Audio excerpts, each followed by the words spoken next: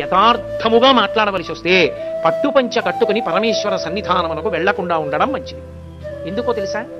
ప్రతి వస్తువుకి కూడా గుణదోషములుంటాయి. ఒక్క పట్టుపంచ నెయ్యాలంటే ఎన్ని లక్షల పట్టు పురుగులో చచ్చిపోతాయి. మల్బరీ ఆకులు పెట్టి పట్టు పురుగుని పెంచి బాగా కడుపు నిండా తిని అది పట్టు దారాన్ని చుట్టూ అల్లుకుని పట్టుగూట్లో మెత్తగా ఉంది కదా అని పడుకుంటుంది. ఇక అది పడుకుని నిద్రపోవడం మొదలెట్టిన తర్వాత ఇక అది బయటికి రాలేదు, ఇక పట్టుదారం మొదలదు. ఇప్పుడు ఆ పురుగును ఒక్కదాన్ని తీసి బయటపడాయాలంటే పట్టు కాయని కోసేయాలి. కోసేస్తే దారం ఇంతంత ముక్కలైపోతుంది. అందుకే పట్టు కాయలన్నీ ఏం చేస్తారంటే మరుగునీళ్లలో పడేస్తారు. మరుగునీటిలో పడిపోగానే ఆ పట్టు పురుగుకి తెలివి వస్తుంది. అది బయటికి వెళ్ళిపోవాలని దారాల మధ్యలోంచి పెడుతున్న మరుగునీటికి శరీరం ముడికిపోతుంటే గిల గిల గిల గిల కొట్టుకుంటుంది.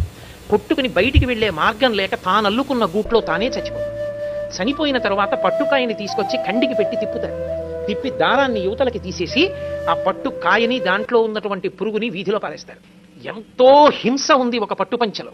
ఒక పట్టుపంచ కట్టుకుని ఒక పట్టు చీర కట్టుకుని ఆర్జిత సేవకి వెళ్లడం కన్నా నూలుతో చేయబడినటువంటి పంచ కట్టుకుని వెళ్లడం సర్వోత్కృష్టము. నేను వేదాన్ని